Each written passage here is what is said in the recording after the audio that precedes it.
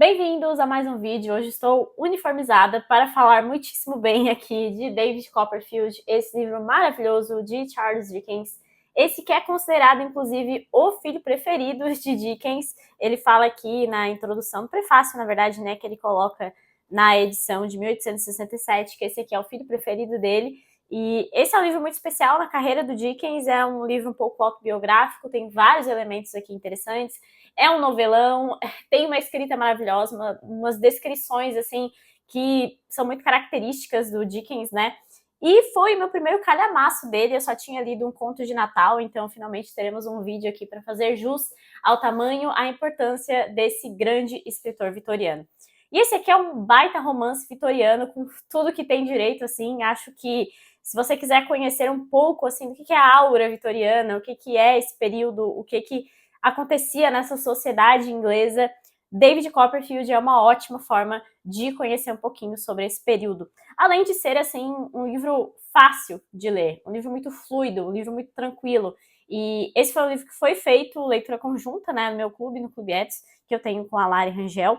E a gente praticamente foi unânime que parece muito um livro infanto-juvenil quase, embora seja, assim, um livro destinado a adultos e lido por adultos, mas no sentido de ser um livro tão fácil de ler, tão fluido de ler, que muito provavelmente, se alguém me pedisse a indicação de um calhamaço para começar a ler os clássicos, sem muita pretensão, sem muita bagagem literária ou muita profundidade, e uma pessoa que realmente queira uma boa história para ler, uma história clássica, uma história que traga elementos da sua época e elementos atemporais também, eu certamente recomendaria a leitura, então, deste calhamaço, que assusta por ser um tijolo. Aqui na minha edição da Penguin tem mais de 1000 páginas, né?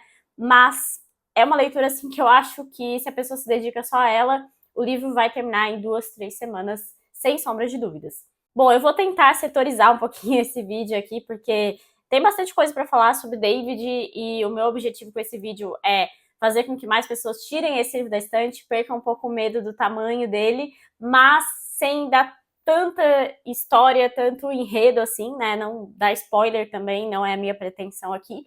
E também trazer um pouquinho de crítica literária, algumas coisas extras que eu pesquisei, que eu encontrei, que eu acho que engrandecem também a leitura desse livro, né? Bom, então vamos falar um pouquinho sobre a história. Essa daqui é a autobiografia de David Copperfield. Então, David Copperfield é o personagem principal, é o protagonista, é o narrador também da história, e ele está contando a sua própria história para nós. Existem elementos autobiográficos, como eu comentei, do próprio Charles Dickens, então a gente tem um pouco da história do escritor aqui, mas a gente não pode perder de vista que é um livro de ficção, é um personagem criado pelo Dickens. Então a gente pode ter até algumas projeções, algumas ideias do que Dickens queria fazer com a própria vida. Enfim, tem várias coisas que a gente pode tratar apenas sobre a vida do Dickens, mas é sempre importante entrar num livro desse com a mente de que é uma ficção, é uma história que o escritor decidiu contar para nós. E é uma história muito boa, diga-se de passagem. O narrador é muito divertido. Fazia tempo que eu não me divertia tanto numa leitura, porque ele traz vários alívios cômicos, ele tem personagens meio caricatos, mas que são divertidos. Isso é uma característica também do Dickens, né? E esse personagem, ele vai nos mostrar a sua formação como pessoa, como um indivíduo maduro. Então a gente acompanha o amadurecimento aqui de David Copperfield. E isso é uma característica muito grande do romance de formação, né? Que inicialmente tem um termo que eu vou deixar aqui na tela para vocês, porque eu não vou tentar falar aqui o termo em alemão, porque veio então da literatura alemã, começa especialmente com os anos de aprendizado do Johann Meister, que é do Goethe, mas aqui temos um dos grandes exemplos de romances de formação, porque você acompanha desde o nascimento, literalmente aqui, do David, porque o primeiro capítulo se chama Nasço, então ele com os elementos que ele colheu ali depois, né, que obviamente ele não presenciou o próprio nascimento de um ponto de vista de um terceiro, mas ele tem informações ali de pessoas que participaram desse nascimento, e ele vai começar então o primeiro capítulo com Nasço. E o primeiro capítulo tem um início bem impactante na história da literatura, talvez vocês já tenham ouvido falar sobre esse início. Ele começa: se serei o herói de minha própria vida ou se essa posição será ocupada por alguma outra pessoa, é o que estas páginas devem mostrar. Então ele vai contar toda a história do seu amadurecimento e vai tentar nos convencer ou não de que ele foi o herói de sua própria vida. e vai mostrar também todos os outros personagens, as outras pessoas que passaram pela vida dele e que tiveram um impacto na formação desse personagem. Então esse amadurecimento é um aspecto muito importante da obra, muito influente aqui na obra. A gente consegue observar esses elementos que foram muito bem colocados pelo Dickens. E uma das coisas que mais me chama a atenção aqui na escrita desse livro pelo Dickens é justamente como ele vai tendo essa ótica do personagem de acordo com a idade em que ele se encontra. Então a gente tem um David muito ingênuo na infância, né? E ele conta coisas pra gente que só depois ele vai notar as nuances, mas que, como ele era uma criança, ele não tinha como notar na época. E depois, com o tempo, ele vai crescendo, vai amadurecendo e vai notando mais coisas, né? E vai deixando mais claro que é a opinião dele sobre determinadas coisas. O David é um cara muito simpático, muito alegre, ele busca muito, assim, dar a volta por cima, porque muitas coisas negativas vão acontecendo com ele. E esse começo do livro é muito de desgraceira, assim, a gente até ficou achando meio estranho, porque esperava uma coisa mais positiva, mas o início da vida do David tem muito do início da vida do Charles Dickens. Depois eu vou comentar um pouquinho sobre a biografia dele, sobre os pontos que tem aqui, mas basicamente o David vai ter que trabalhar numa fábrica no início, ele vai perder a mãe muito cedo, ele vai ter um padrasto terrível. O pai dele morreu antes mesmo da mãe, então ele mal conheceu o pai, assim, não teve contato com o pai, que também se chamava David Copperfield. Depois a mãe, então, vai falecer quando ele era muito jovem. Ele é mandado para uma escola que tem um diretor horrível, o Sr. Creakle, e vai conhecer alguns personagens ali importantes. O Steerforth, que é um personagem que deu o que falar, assim, no nosso grupo, porque ele é aquele típico jovem, adolescente, assim, que se torna um modelo para crianças menores. Só que ele não é uma pessoa boa. A gente consegue notar ali que ele vai fazendo umas coisas que você fica, meu Deus, David, por que você não tá notando que ele não é uma pessoa boa? Mas ele não nota justamente porque ele é uma criança ingênua e porque o Steerforth, nesse início do livro, ele ajuda na formação, no crescimento, então, do David. Tem o Traddles, que é um grande amigo dele, que vai se tornar um amigo por muito tempo. E depois que a mãe falece, as coisas vão degringolar-se de um jeito que você só consegue parar de ler o livro quando acontece alguma coisa boa com esse menino. Porque ele acaba tendo que largar a escola e trabalhar numa fábrica, né? Ele trabalha na fábrica justamente desse padrasto, que se chama Murdstone, e vocês provavelmente já podem notar pelos nomes, né? Que os nomes dos personagens todos têm alguma referência, algum significado. Isso é muito interessante, porque o Dickens ele tem uma jogada com palavras que é sensacional. Então ele vai ter que sair da escola, vai parar de estudar, vai trabalhar numa fábrica, e tudo isso aconteceu também com o Dickens. Depois ele vai conhecer uma família que é de devedores, assim, que é o Sr. Micawber. O Sr. Micawber, ele tá sempre achando que vai dar certo na vida, mas tá sempre devendo para alguém. Então, o famoso caloteiro foi outro personagem que deu o que falar no nosso grupo, porque inicialmente a gente achou que ele era um caloteiro mesmo, pessoa má, só que ele vai se demonstrando que é uma pessoa boa, assim, de coração, mas que não tem controle nenhum sobre as suas finanças. Então, esse aspecto negativo que tem nele reflete a vida do Dickens também, porque o pai dele passou por situações parecidas. Enfim, ele vai viver então com essa família vai presa por conta das dívidas na época. Depois ele vai fugir da situação em que ele está naquela fábrica e ele passa uns dias andando sozinho, assim, criança, com 10, 11 anos que tinha na época ali o David, e ele vai procurar uma tia. Essa tia, que é a Betsy Trotwood, é outra que é uma das melhores personagens desse livro aqui. Essa tia meio que renegou ele, assim, quando ele nasceu, porque não era uma menina, e ela tinha um sonho de ter uma sobrinha menina, e acaba que ele nasce menino, ela fica super decepcionada e vai embora. Só que essa personagem depois vai ser responsável, assim, por uma mudança na vida dele, que é muito importante. A senhora Trotwood, ela mora com o Sr. Dick, que é um personagem que tem alguma deficiência mental, fica nítido, e o Dickens trata ele, assim, com uma delicadeza, ele coloca esse personagem de uma forma, assim, muito bonita nesse livro, ele se torna um grande amigo do David também. Depois ele vai conhecer a família Wickfield, e vai conhecer o Uriah Heep, que é um dos grandes vilões aqui dessa história. Então vocês podem observar que tem uma série de personagens que vai pipocar aqui no livro. Tem muitos personagens e eles vão todos se entrelaçando assim na obra, e é tudo como um grande novelão. Em vários momentos aqui da obra, a gente tem essa percepção de ser uma grande novela, porque são muitos episódios que acontecem, e é claro que isso é uma característica do romance vitoriano também, sair em fascículos, então as pessoas precisavam ficar ligadas ali na história e continuar comprando a revista por onde saía essa história, então era muito natural que exista essa reviravolta. É comum assim em novela, quando a gente vê uma novela e no final do capítulo acontece uma coisa bombástica pra gente continuar assistindo depois, e aí o próximo capítulo começa com um retrospecto. Essas coisas aconteciam também nas obras do século XIX, especialmente desse período, que saíam em fascículos e precisavam segurar a audiência, digamos assim, para trazer um pouco mais para a nossa realidade. Isso acontece muito em David. E isso é uma coisa que atrapalha a leitura de certas pessoas, que algumas pessoas não gostam muito dessa coisa episódica. Eu sou uma pessoa que gosta muito de leitura episódica, eu acho que ajuda muito, assim, a manter o leitor envolvido com a história. E eu me envolvi muito com a história, muito com os personagens. E esses personagens vão ficar na nossa memória por muito tempo. Porque, embora sejam caricatos, eles refletem elementos que a gente consegue ver na nossa vida, né? Como toda boa literatura faz. E são personagens muito cativantes. Eu acho que essa é a palavra para os personagens do Dickens. Então, basicamente, esse resumo muito breve que eu dei é o início da história. São, sei lá, umas 300, 400 páginas que ele vai seguindo aqui na sua juventude e depois ele vai amadurecer. Particularmente, eu gosto muito do amadurecimento aqui desse personagem, como o Dickens vai trazendo isso, vai criando esses episódios da juventude. Ele tem uma bebedeira aqui de vinho, que é simplesmente um dos momentos mais incríveis desse livro. Eu acho que ninguém narra uma bebedeira melhor do que Charles Dickens, porque é sensacional. Vou dar aqui um breve exemplo dessa parte, porque eu acho que é realmente um negócio muito bem escrito.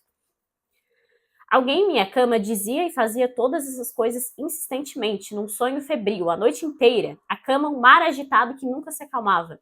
Quando esse alguém aos poucos foi assentando em mim mesmo, comecei a sentir sede, a sentir que minha cobertura de pele externa era de papelão duro, minha língua o fundo de uma chaleira vazia, cheia de resíduos pelo uso prolongado, queimando sobre fogo lento, as palmas das mãos, placas de metal quente que gelo nenhum conseguia esfriar. Então aqui ele vai falando coisas que ele fez bêbado e ele coloca na terceira pessoa. Então, alguém caiu da escada e na verdade foi ele mesmo. Depois eu me dei conta de que era eu mesmo. É incrível, assim, a descrição que ele faz dessa bebedeira e depois da ressaca, tanto moral quanto física. Então a descrição é um negócio incrível.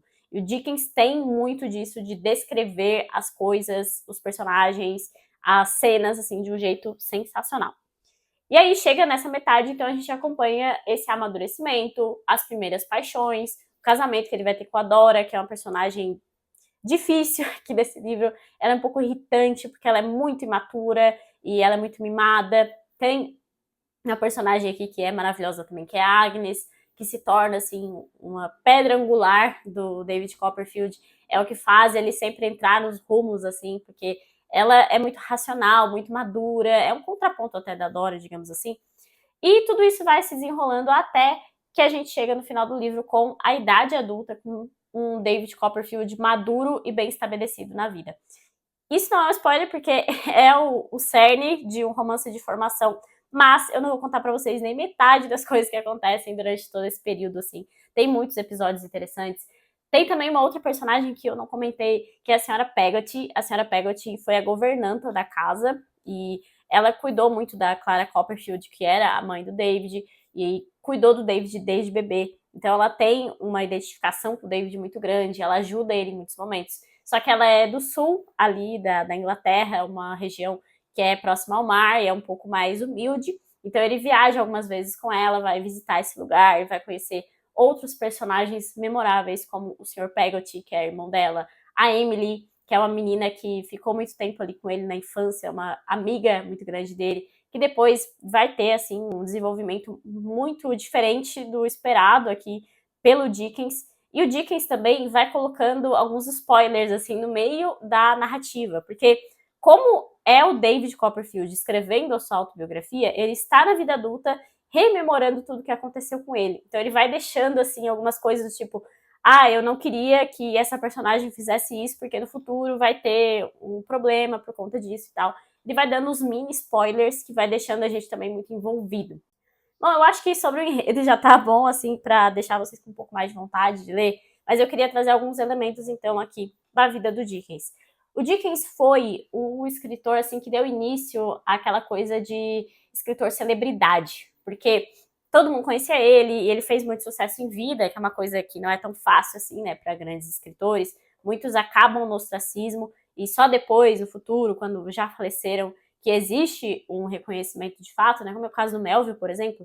Mas o Dickens não, ele foi de fato um grande vitoriano. Então muitas pessoas falam disso, assim, não só um escritor vitoriano, mas uma representação muito grande do período vitoriano. O período vitoriano, que fica ali mais ou menos no século XIX para 1837, alguns colocam mais por início, até o final do reinado da Rainha Vitória, né, que foi uma rainha muito longeva, então é um período bem característico ali da Inglaterra, muitas coisas estavam acontecendo no mundo, e a Inglaterra estava mais voltada assim para essa vida doméstica, para essa ordem.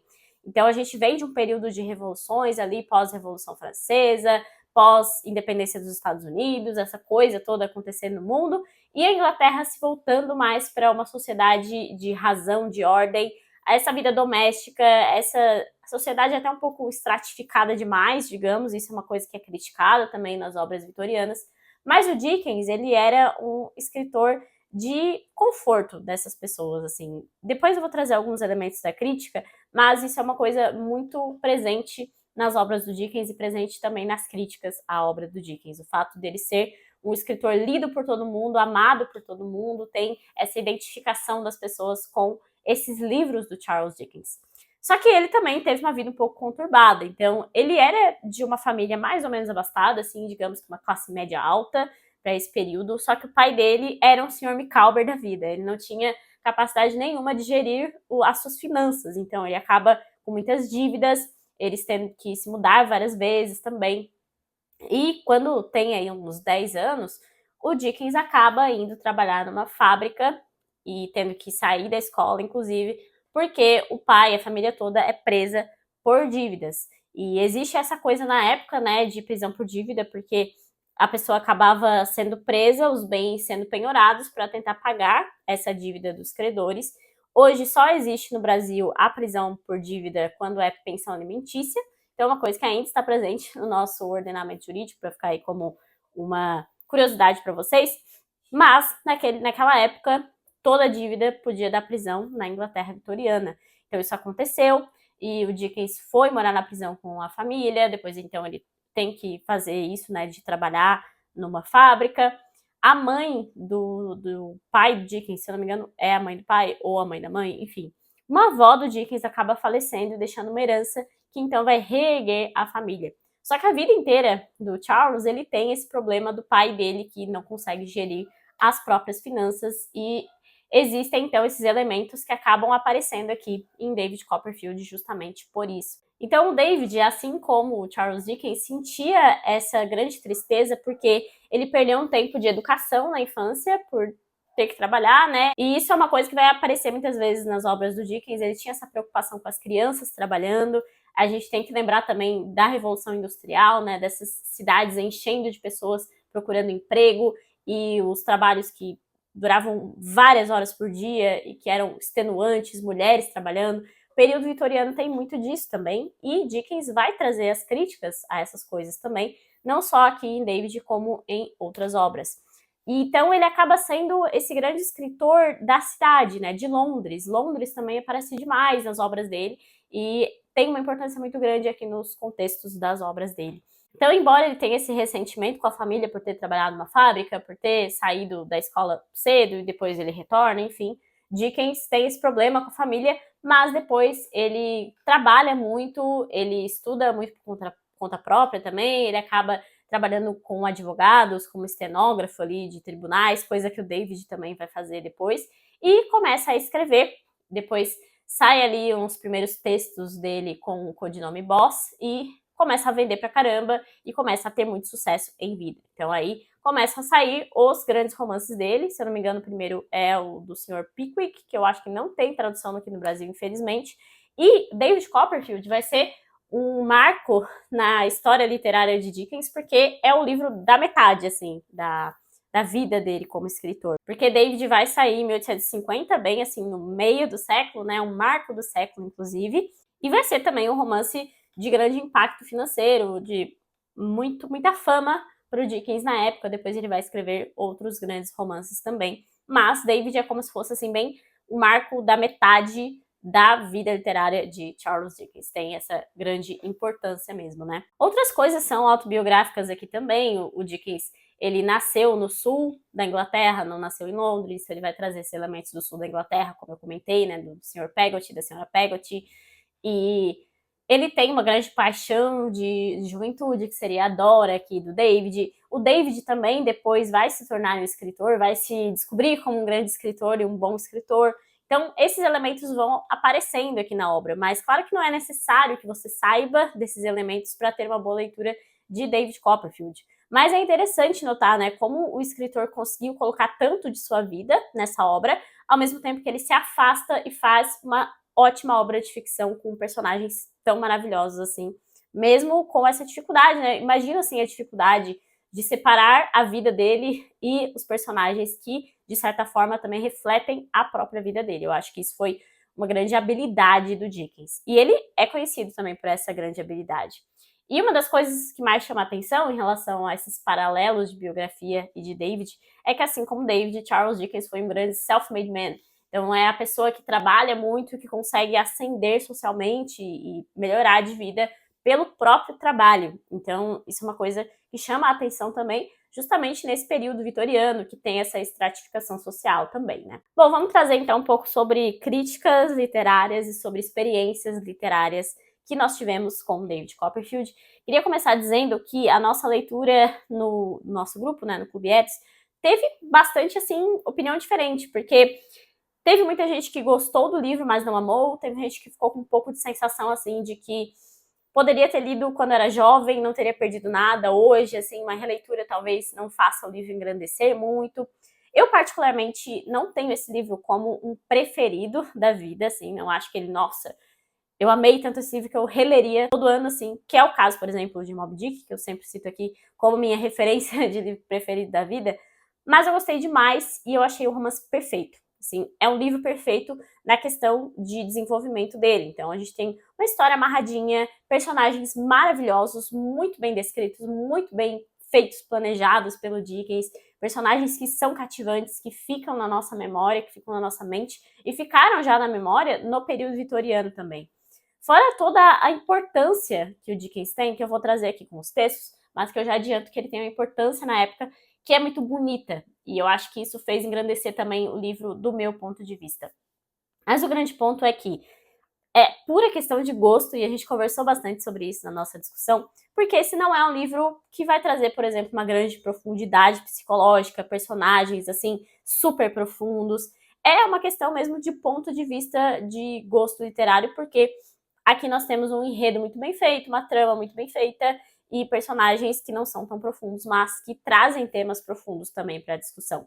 Então, uma pessoa que gosta de uma boa novela, assim, uma história bem escrita, bem feita e bem desenhada, gosta de David Copperfield. Esse é o meu caso. Mas quem tem uma preferência maior por romances psicológicos e mais profundos, talvez não goste tanto de David Copperfield. E está tudo bem, é só gosto literário. Fato é que todo mundo considerou que é um livro muito bem escrito, que o Dickens tem uma escrita muito boa, muito bem feita, assim. Ele é um grande romancista de sua época. Eu acho que isso ninguém negaria. Bom, para finalizar, vamos trazer um pouquinho de crítica literária também. E já nesse aspecto das experiências pessoais, um texto que ajudou muito a gente assim a entender esse aspecto está aqui em Três Mestres, que é um livro do Stefan Zweig, que saiu recentemente pela Sétimo Selo, que é uma editora parceira aqui. E tem um ensaio, assim, maravilhoso sobre Dickens, que vai falar sobre coisas que a gente percebeu muito, assim, e que tratam justamente sobre esse gosto pessoal de leitura. Como vocês podem ver aqui, tem 3 ensaios, né, sobre Balzac, Dickens e Dostoiévski, e ele vai falar que esses são os 3 grandes romancistas para ele, do século XIX, então ele traz alguns paralelos entre esses 3 grandes escritores. Então o que ele fala aqui, que compara os 3 e que eu acho que mostra muito bem essa coisa do gosto pessoal, é o seguinte: Dickens nunca foi propriamente um psicólogo, aquele que compreende a alma humana de modo quase mágico e a faz se desenvolver em suas formas e cores num misterioso crescimento a partir de suas sementes escuras ou luminosas. Sua psicologia começa com o visível.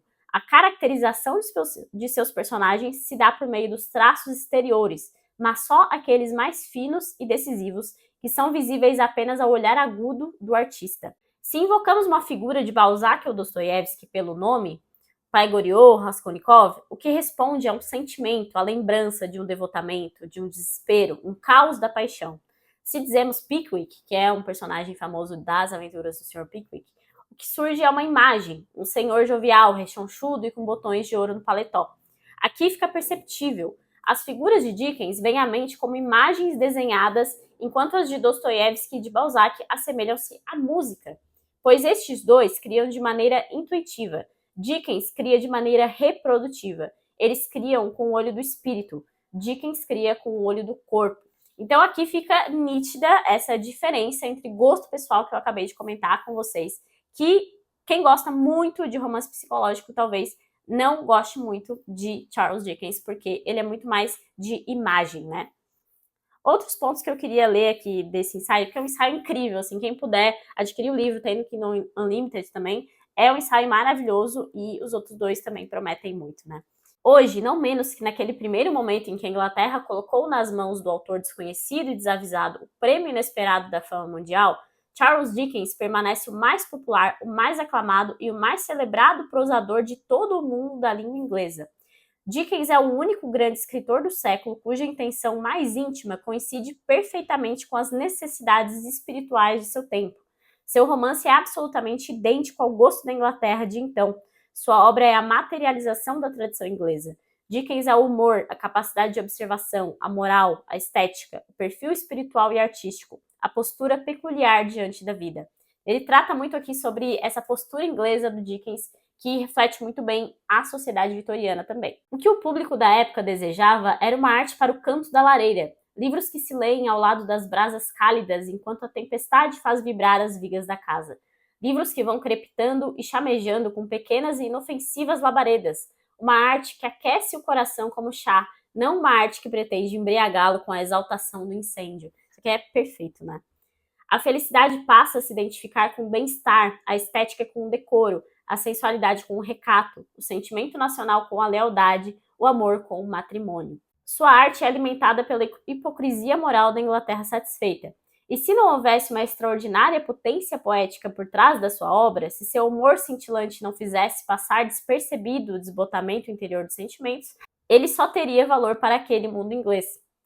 É somente quando se odeia do fundo da alma a estreiteza hipócrita da cultura vitoriana que se pode medir com a devida admiração o gênio de um homem que nos fez enxergar como interessante e quase estimável esse mundo repulsivo da impassibilidade satisfeita, que redimiu a prosa mais banal da vida por meio da poesia. As figuras de Dickens são todas modestas. Meu Deus, o que elas querem? 100 libras por ano, uma esposa amável, uma dúzia de filhos, uma mesa posta de maneira atenciosa para receber os bons amigos, uma casa de campo nos arredores de Londres com vista para o verde, um pequeno jardim e um punhado de felicidade. Seu ideal é limitado, pequeno burguês. É preciso se conformar com essa índole dos personagens em Dickens. E essa beleza do cotidiano é uma coisa que aparece muito nas obras do Dickens. Eu acho que é muito legal a gente trazer isso para a nossa vida graças a esse ponto de vista do escritor. Dickens não se envergonhava de fazer do trabalhador de empreitada um protagonista. Ele mesmo era um self-made man, veio de baixo e conservou na sua relação com esse meio uma comovente piedade. Em David Copperfield, essa biografia disfarçada, as lembranças da mãe e da criada são recortadas com o fio da faca, à maneira de silhuetas, destacando-se do fundo obscuro do inconsciente. Não há contornos vagos em Dickens. Ele não permite que haja possibilidade equívoca para a visão. Prefere impor a nitidez. O olhar de Dickens é inteiramente terreno, um olhar de navegante, de caçador, o olhar de Falcão sobre as pequenas coisas humanas. Porém, ele mesmo disse uma vez que são as pequenas coisas que constituem o sentido da vida. E um último ponto que já vai se encaixar também com o próximo livro de crítica que eu vou trazer aqui, é muito bonito como o Dickens trouxe o pobre de classe média, o trabalhador médio ali para suas obras e coloca de uma forma bonita. Isso foi muito impactante e importante para o período vitoriano. A gente está num período em que esses personagens não são bem descritos na literatura. E aqui Dickens vai elevar essas pessoas, e isso teve um impacto muito grande na época. Podemos dizer que Dickens multiplicou a alegria no mundo, o que não se pode dizer de nenhum outro autor em nosso século. Bilhões de olhos encheram-se de lágrimas à leitura de seus livros. Milhares de pessoas cujo riso jazia murcho ou soterrado, ele fez brotar novamente no peito. Sua influência foi muito além do campo da literatura. Graças a Dickens, a compaixão e a benevolência cresceram na Inglaterra. O destino de muitos pobres e infelizes foi suavizado. Sei que esses efeitos extraordinários não têm nada a ver com a avaliação estética de uma obra de arte, mas eles são importantes, porque mostram que, para além do mundo da fantasia, uma obra verdadeiramente grande também traz mudanças para o mundo real. Isso é muito verdade, né? Dickens criou literariamente o idílio da Inglaterra. Essa é a sua obra. Não devemos desprezar esse espírito de plácida satisfação, preferindo os de ímpetos passionais. O idílio também é algo eterno, um sentimento primordial que sempre retorna. Alguns criam o ímpeto, outros a calma. E ele termina esse ensaio, que eu li só alguns trechos esparsos que eu coloquei aqui de marca-texto para falar para vocês, né? Mas ele termina com: é assim que Dickens sempre retornará do esquecimento. Ele será esse refúgio, esse idílio que as pessoas buscarão quando estiverem necessitadas de alegria, esgotadas pelas trágicas tensões da paixão e quiserem ouvir a música espiritual da poesia soar nas coisas singelas. Então é a beleza do extraordinário. Eu acho que isso é a melhor definição assim para o romance do Dickens. Para não estender muito, rapidamente aqui, A Imaginação Moral, esse livro da Gertrude Himmelfarb, que tem um texto só sobre Dickens, e ela fala justamente dessa importância para o pobre do período, e como o Dickens colocou esse pobre em ascensão nos seus romances, né? Ao historiador social ou ao crítico literário de espírito historicamente condicionado, Dickens oferece uma cornucópia de tesouros, instituições, problemas sociais, ideologias e, claro, pessoas de todos os níveis, caracteres, ocupações e inclinações. Aquilo que outros reformistas tentaram fazer por intermédio das leis, Dickens fez por meio de um ato supremo da imaginação moral. Ele elevou o pobre ao primeiro plano da cultura e, portanto, ao primeiro plano da consciência de sua geração e das gerações futuras. E isso não na condição de classe abstrata, mas na condição de indivíduos notáveis. Então, para resumir bem assim o texto que tem aqui, umas 20 páginas desse livro, que eu recomendo muito a leitura, caso tenham por aí, é essa questão de colocar o pobre em ascensão social e não só como uma classe, não é mais uma classe trabalhadora que eu vou representar aqui no meu livro. É uma pessoa, um indivíduo com a sua própria moral, com a sua capacidade e que vai conseguir as coisas por si próprio. Ainda que, claro, a gente não está falando aqui só de um livro de meritocracia. A gente está falando aqui de personagens que trabalham pelo melhor que eles conseguem na sua posição, né? Então, tem personagens que a gente sabe ali que não vão ascender muito na vida, não vão virar, sei lá, um lord, mas com o pouco que ele tem, com a vida doméstica dele, com o que ele consegue obter com as próprias mãos, ele vive uma vida feliz. E isso é muito importante ter na literatura, né? Afinal, as nossas vidas são majoritariamente comuns, majoritariamente ordinárias, não no sentido negativo da palavra, mas do contrário, de extraordinário. Então, cabe a gente procurar o extraordinário na nossa vida comum. E Dickens faz isso muito bem por meio das suas obras. Para finalizar, então, trazer um pouquinho de Otto Maria Carpo, com a sua história da literatura ocidental, que eu sempre trago por aqui para exemplificar também, porque eu gosto muito desse crítico, né? E ele fala muito sobre esse aspecto de Dickens ser um grande escritor da cidade, um grande escritor de Londres, vai citar várias obras dele aqui, né? E o mais famoso de seus romances, David Copperfield, é mero quadro doméstico, se bem que de poesia encantadora, dizem os leitores, enquanto os escritores profissionais o negam peremptoriamente. E só para chamar a atenção nesse ponto também, Dickens tem essa coisa de agradar gregos e troianos, tanto pobre quanto rico. Então, tinha livro de Dickens na casa dos mais pobres operários da Inglaterra, quanto também tinha na casa da Rainha Vitória. E isso é uma coisa que críticos usam para denegrir mesmo a imagem do escritor e das suas obras como muito simples, muito fáceis de ler. E a mesma coisa aconteceu com Érico Veríssimo aqui no Brasil. Então, muita gente criticou O Tempo e o Vento porque os pobres gostavam, porque se identificavam com os livros. E isso jamais poderia ser uma crítica, né? Porque se o livro está conseguindo atingir tantas pessoas e fazer com que tanta gente goste, mesmo sendo da menor classe possível ou da maior, significa que é um ótimo livro, né? Pelo menos do meu ponto de vista. Dickens não ignora a questão social, mas só admite uma solução, a caritativa, como está preconizada em A Christmas Carol, que inclusive tem aqui resenha também, uma resenha um pouco antiga. Então isso também é outra crítica, né, que fala muito sobre essa questão social, de ele não conseguir muitas mudanças do ponto de vista social, mas ele fez uma mudança moral, que foi isso que a Himmelfarb falou muito, né, porque é importante pensar nessas pessoas antes de tudo, né, ter uma empatia com essas pessoas. A gente não vai mudar o mundo do nada, a gente vai mudar o mundo quando conhecer realidades, quando modificar as realidades também por meio da caridade, e isso Dickens faz muito bem, mostra muito bem aqui nas suas obras.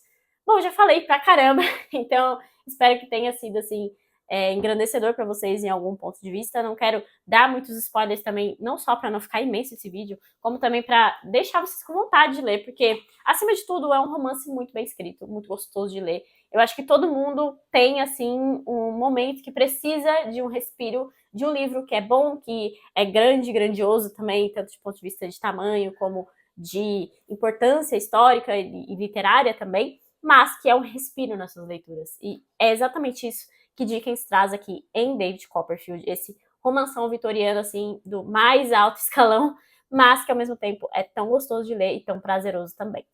É isso, espero que vocês tenham gostado, leiam David Copperfield. Se vocês gostaram desse vídeo, deixe uma curtida, deixem nos comentários o que acharam do vídeo, se não leram o livro, ou o que acharam do livro também. Lembre-se de se inscrever no canal, porque isso me ajuda bastante. E até o próximo vídeo.